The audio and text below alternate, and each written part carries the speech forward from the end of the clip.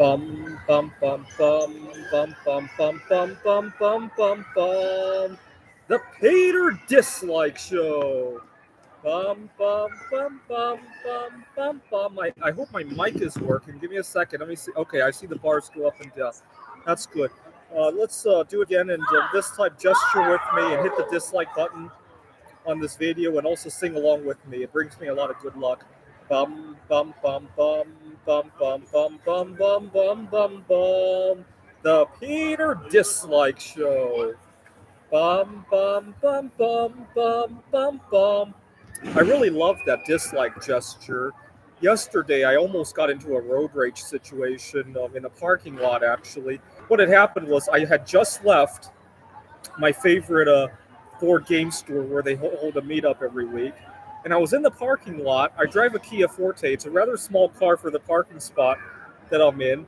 And this pickup truck had parked right next to me. There's hardly any space between the two of us. And he was talking on his phone. The pickup truck was idling. He was talking on his phone.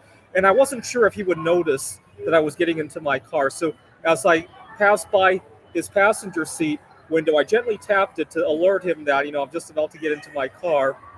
And he angrily opened the window and asked me, "What's the problem?" And I said, "Oh, I just wanted to make sure you could see me." He goes, "Yeah, I can see. I'm not blind or anything." Just very angry at me and in a very threatening way, actually. And so once I got into my car and started my car, I gave him a Peter dislike gesture. He was so upset. He started shouting something. I had my windows tightly closed, obviously, because I wasn't sure what he was up to, but I could see that he was shouting something and gesturing, and I really like it. Dislikes have a tendency to really shut people down quickly, right? Had I been angry myself, it might have gone in a different direction, right? But earlier today, I noticed something with the hot weather. So right now, as I'm recording this, I live in Phoenix, Arizona. It's 110 degrees here, and I'm recording this on July 20. I'm living in an Airbnb at the moment, and on July 30, I'll have to think if I want to continue living where I'm living right now. The location's not the best, and so I was thinking about comparing.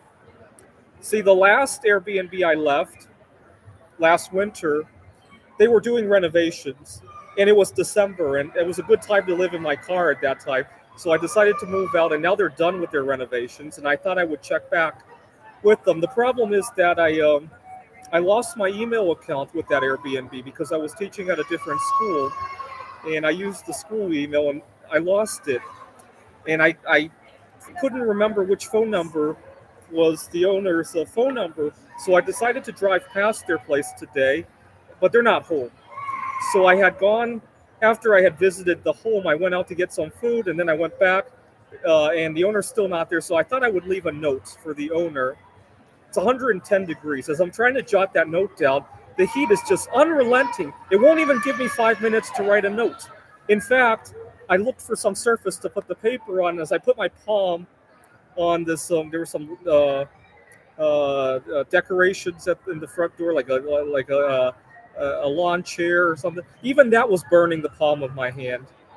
And what does this have to do with single bias at work? Well, a lot of times at work, there are good things that I'm capable of doing, right? Just like how I was very capable of writing that letter. I'm sure I'll get good reception. Even if I don't get to go back to that place, I'm sure I'll get good reception for it at least, right?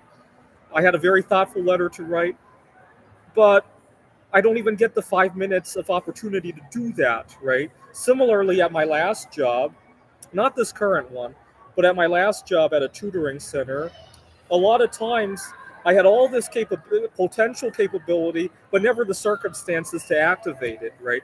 So, for example, I'm told to work all these odd hours. I don't sleep right.